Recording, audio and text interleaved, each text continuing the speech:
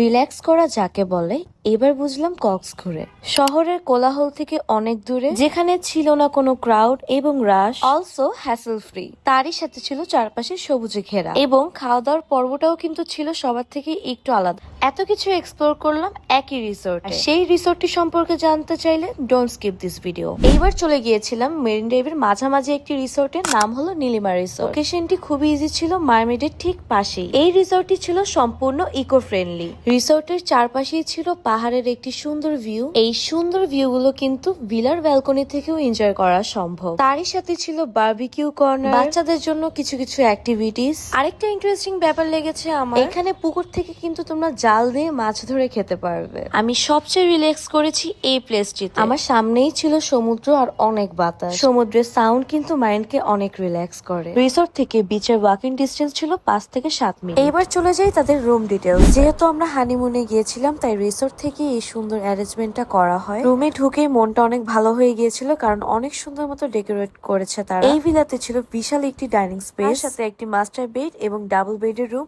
আর দুইটা বড় বড় ব্যালকনি। এই বিশাল ভিলাটির প্রাইস ছিল ডিসকাউন্টে মাত্র 6,000 টাকা। ফ্রেন্ডস এবং ফ্যামিলির জন্য কিন্তু এই ভিলাটি একদম অ্যাফোর্ডেবল। এনিওয়েজ, এবার চলে যাচ্ছি তাদের খাবার দাবার নিয়ে। তাদের সবগুলো খাবার সার্ভ করা হয় মাটির পাত্রে এবং টেস্টও ছিল কিন্তু অন্যান্য রেস্টুরেন্ট থেকে একটু different.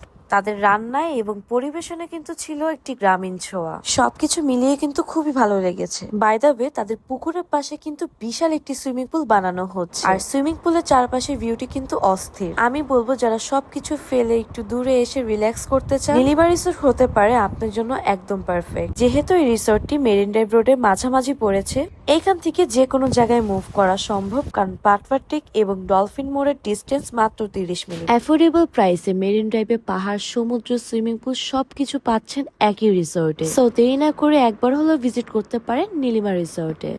Thanks for watching, by.